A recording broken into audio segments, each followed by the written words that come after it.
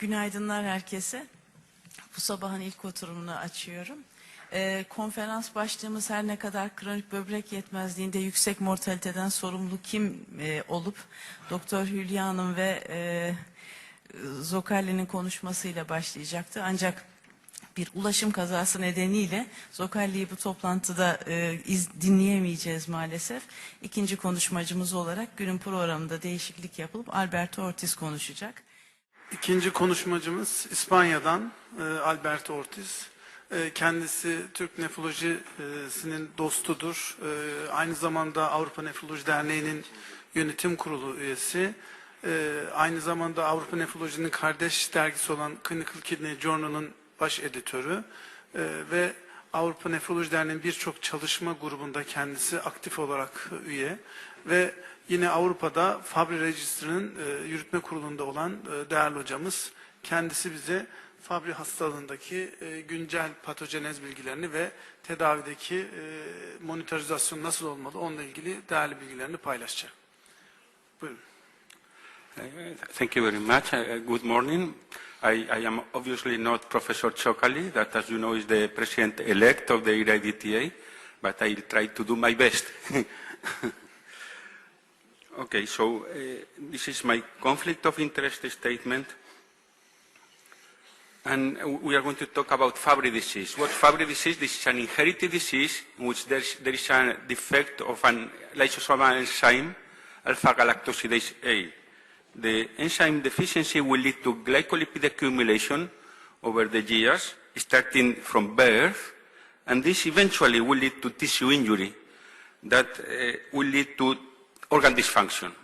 And the three main organs, the three target organs are the heart, the kidneys, patients will end up in dialysis, and the brain with stroke or cerebrovascular disease. Fabry disease is a rare disease, so I have heard from physicians, I have never seen one of these patients. And my usual answer is, are you sure? Because when Fabry disease has been sought for in dialysis patients, the actual prevalence has been 0.2 to 1.2%. And you might say this is very low.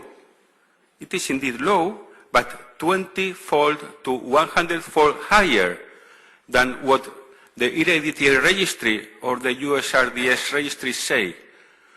So for every 100 patients, depending on the actual prevalence you take, 19 to 99 Fabry patients are not diagnosed currently, and they are on dialysis.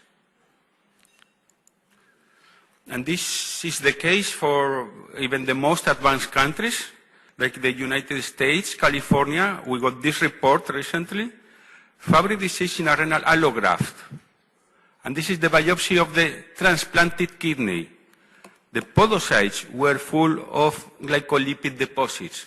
How is it possible to find glycolipid deposits in the transplanted kidney?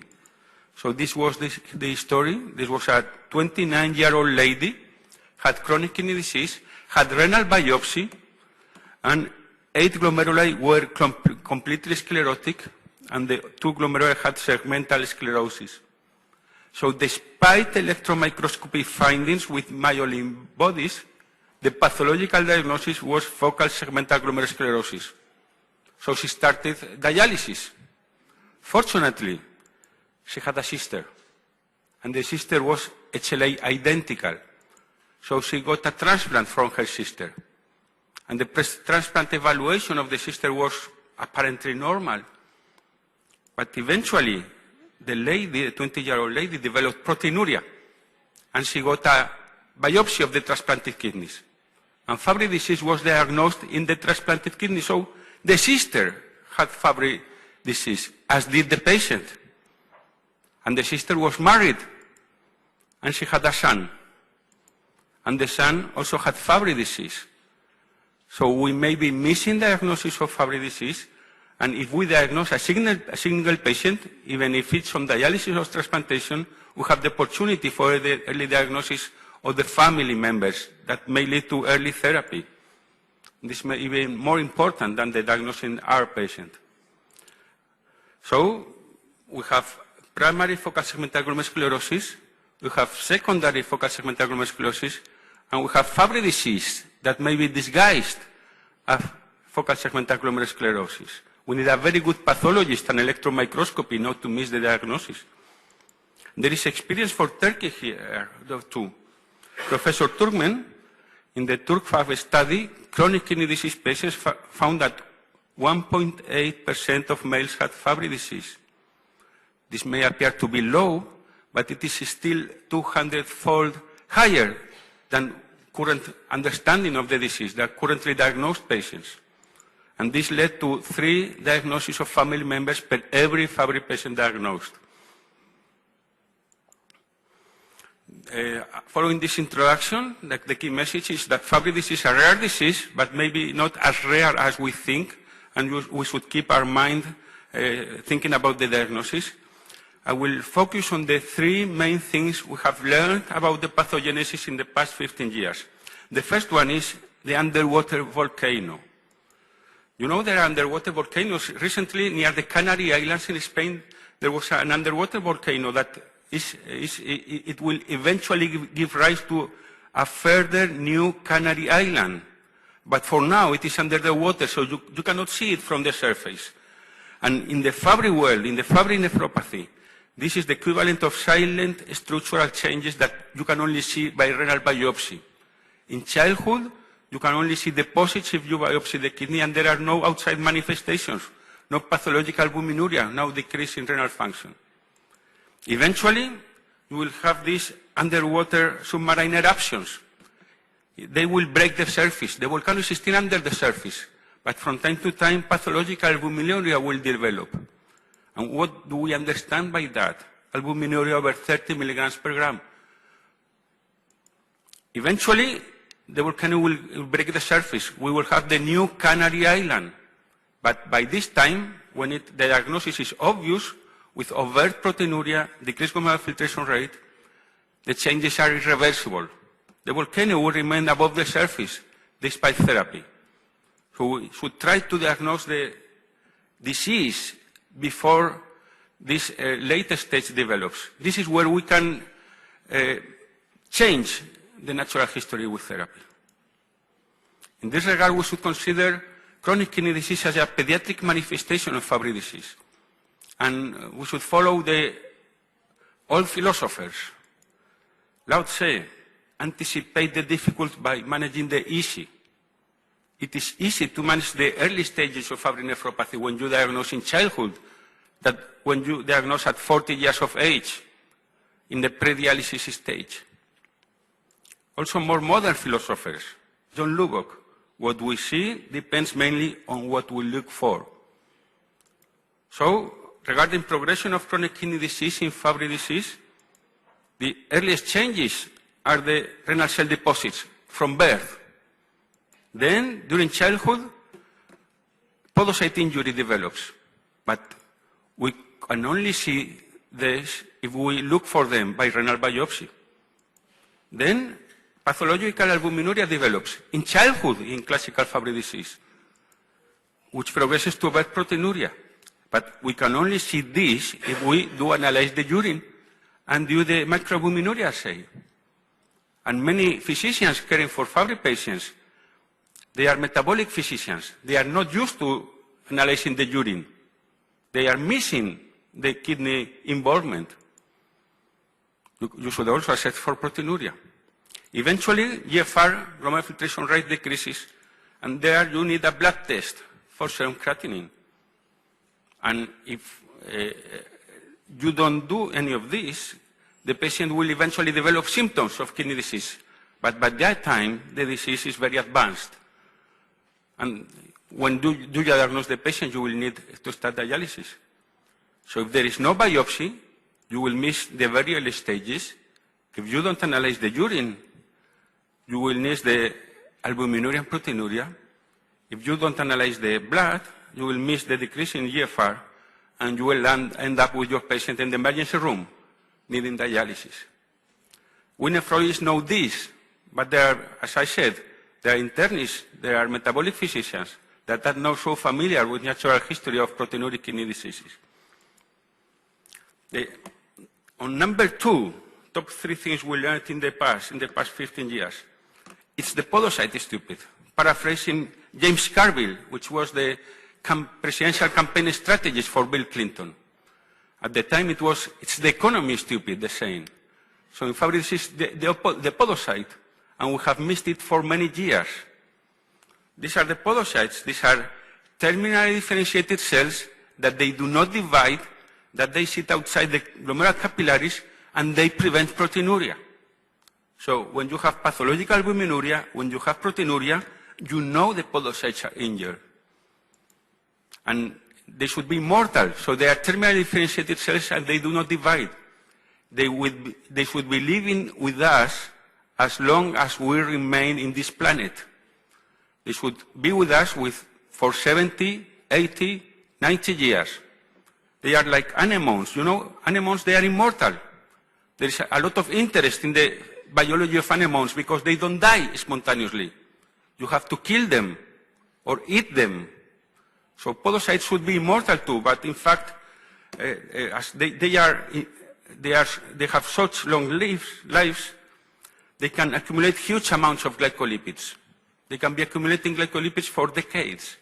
This is a fresh renal biopsy cylinder, and you see the glomeruli. They look red because you can actually see the red blood cells inside the glomerular capillaries. But in Fabry patients, podocytes are full of glycolipids, lipids, that's fat, and fat is white. And you actually see white glomeruli. If you see this in the fresh renal biopsy, you can tell the pathologist, I have just brought you a biopsy from a Fabry patient. And this is the huge amount of glycolipids in podocytes. And they should be mortal, but they are not. And this guy here, this is no hooligan fooling around in the toilet.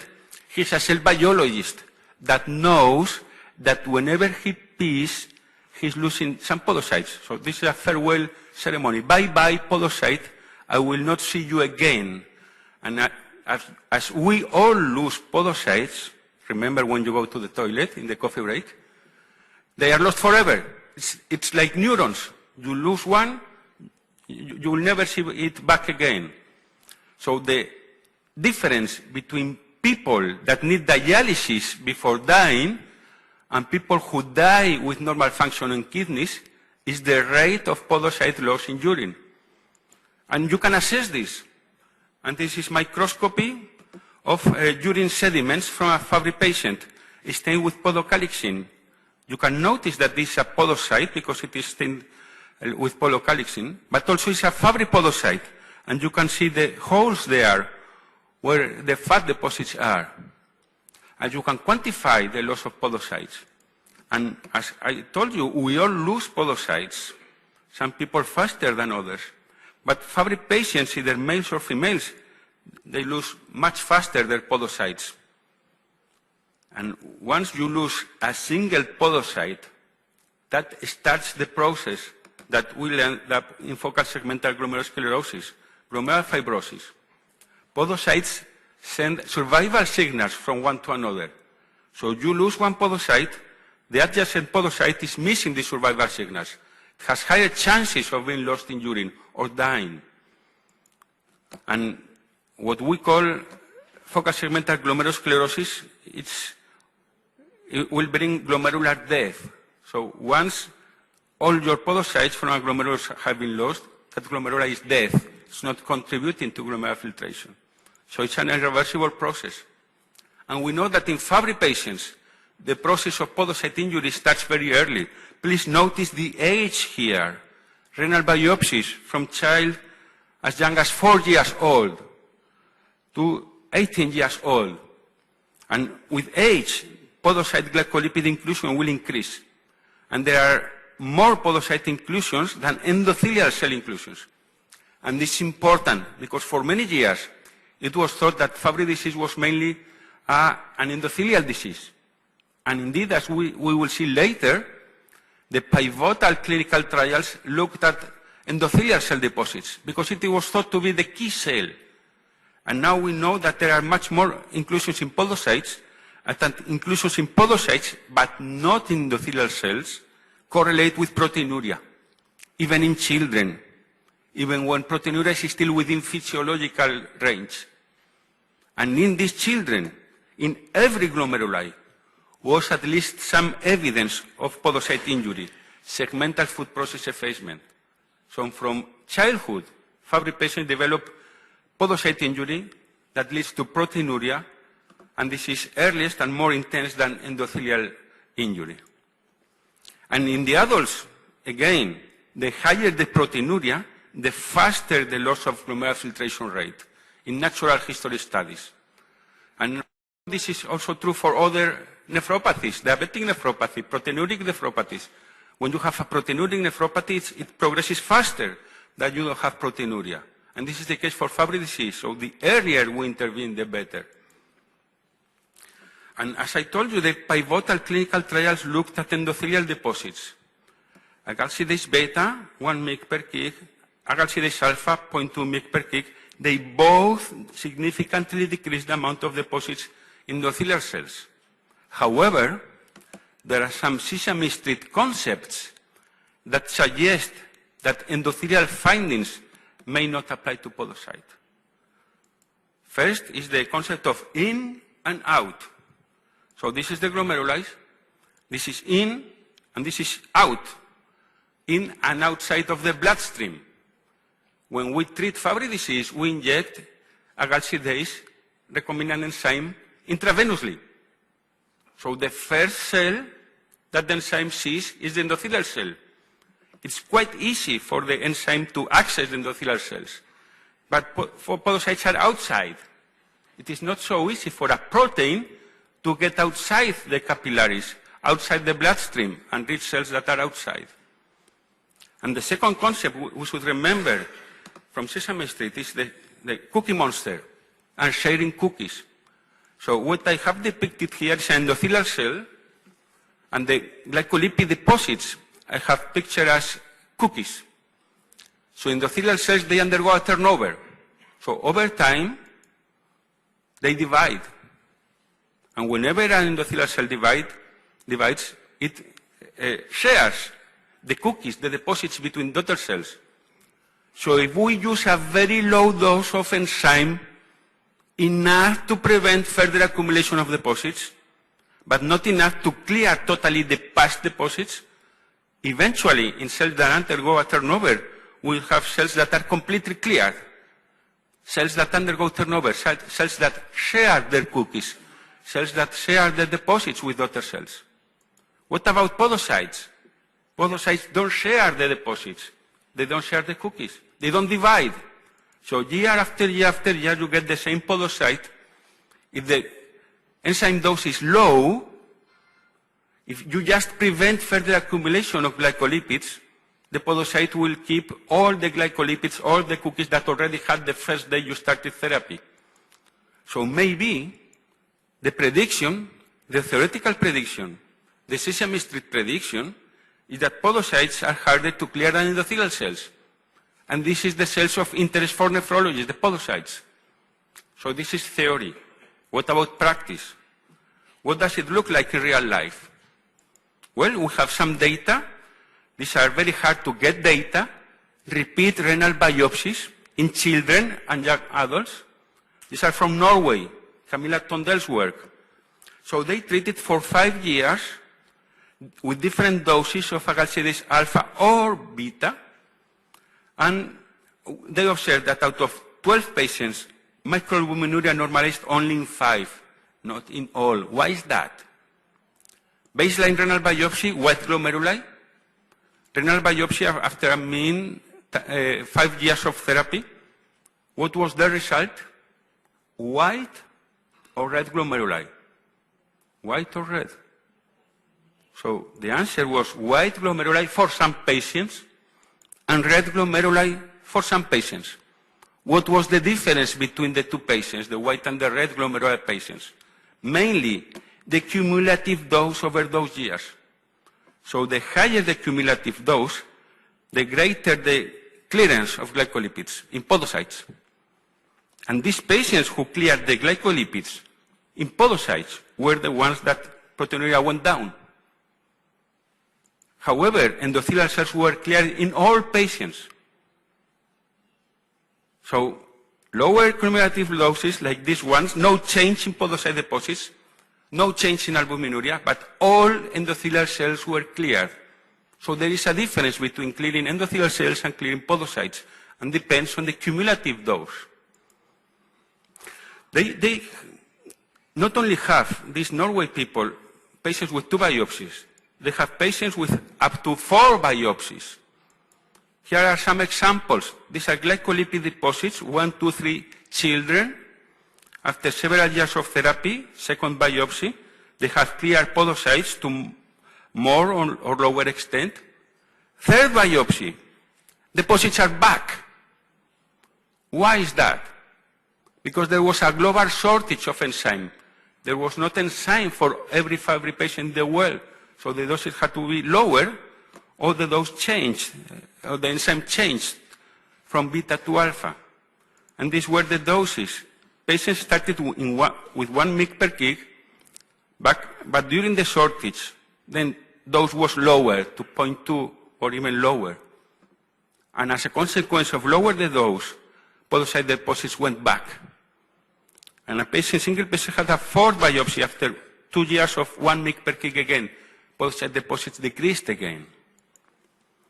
And podocytes are not the only long-lived hard-to-clear cells. We also have cardiomyocytes, we have other cell types. So the big question is there a relationship between dose of enzyme and heart outcomes? Heart failure, arrhythmia, dialysis, stroke, death. So there are good news and bad news here.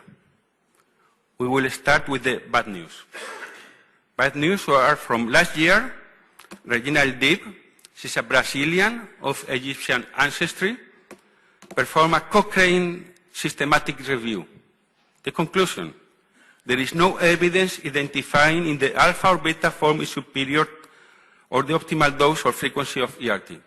And even more worrisome, the long-term influence of ERT on risk of morbidity and mortality, heart outcomes, remains to be established. So this is a pessimistic message. However, we should remember Cochrane reviews are based on randomized controlled trials. And this is a rare disease. So there are not so many trials there. In fact, the pivotal trials, which led to the authorization of commercialization of the drugs, involved 25 to 50 patients. And there were 6-month trials. And this is a rare disease with a 40-year natural history.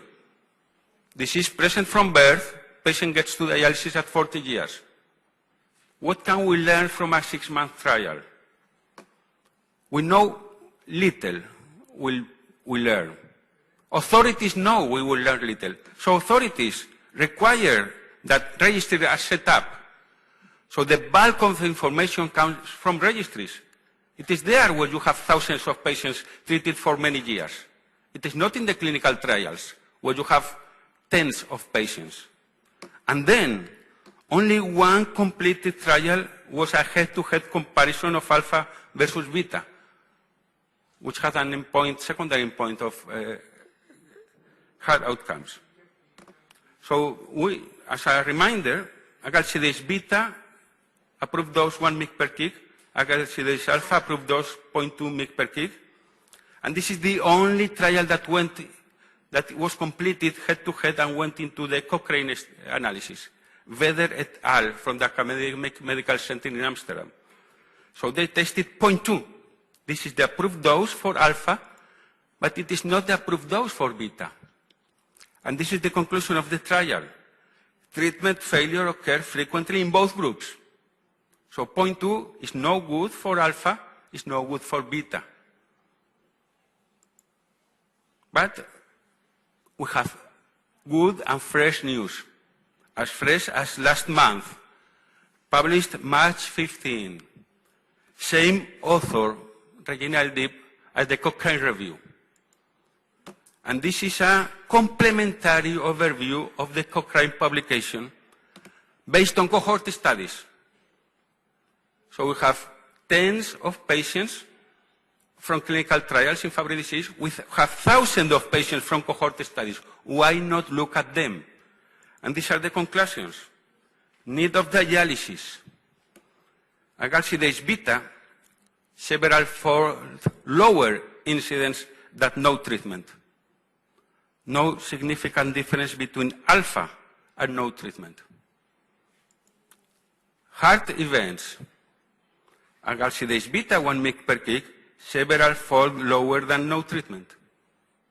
Agalsidase alpha, 0.2 mg per kg, no significant difference from no treatment. Stroke. Agalsidase beta, 1 mg per kg, several-fold lower incidence than no treatment. Alpha, no significant difference than no treatment. Beta, significantly lower incidence of stroke than alpha. So when you hear, and I have heard this, ERT has no effect on stroke in Fabry disease. Well, we should ask, what enzyme are you talking about? Beta 1 mg per kg or alpha 0.2 mg per kg? So this is the conclusion of the LDB study last month. Agalsidase beta is associated to a significantly lower incidence of renal, cardiovascular, and cerebrovascular events than no ERT, and also to a significantly lower incidence of cerebrovascular events than agalsidase alpha. Fresh news, last month. And these results are in line with those of the phase 4 agalsidase beta trial against placebo. Primary endpoint, severe clinical events. Patients on placebo develop severe clinical events. Patients on beta 2, but these were older patients who had already kidney disease. And in fact, there were only 80 patients and it was imbalanced. More severity in the ERT patients. So this clinical trial is in line with the observational studies. And we have recently written a review also 2017 about diagnosis of therapy of Fabry disease, where you can learn all the details. And then the third thing we learned in the past 15 years is a big, happy family. So we were familiar with some of the members of the family. We were familiar with GB3, the main glycolipid that deposits in Fabry disease. But it has a big family. We also have lyso-GB3, and we also have lyso-GB3 analogs, and all of them accumulate in Fabry disease.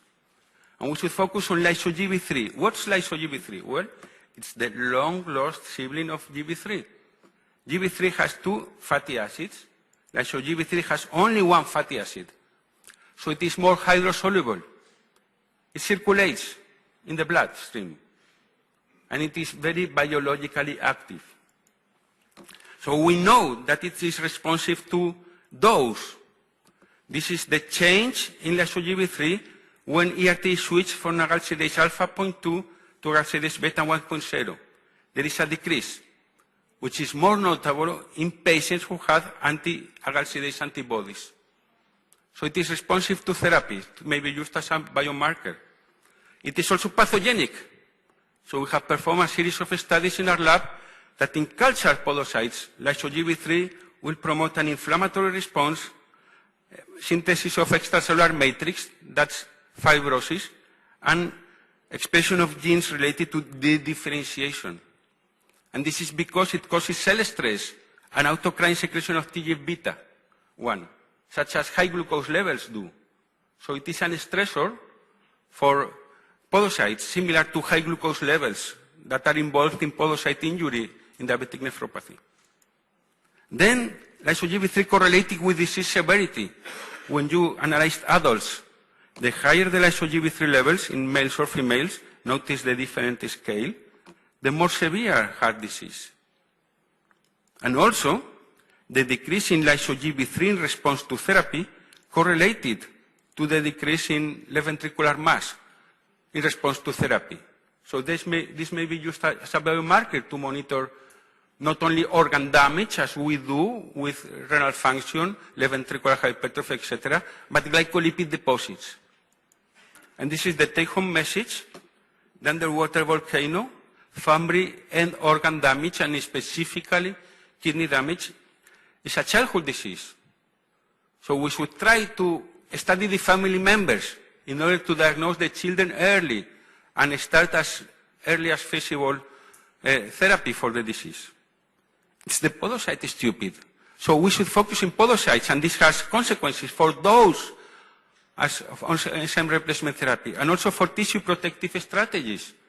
We are treating the glycolipid accumulation while providing the insulin to diabetic nephropathy patients, but we should also provide nephroprotective antiproteinuric therapy to Fabry nephropathy and to diabetic nephropathy patients. And family, a big, happy family, and this provides the opportunity for monitoring glycolipid deposits beyond the information we can obtain by repeated kidney biopsy, which is invasive and not feasible in many environments. Thank you very much for your attention.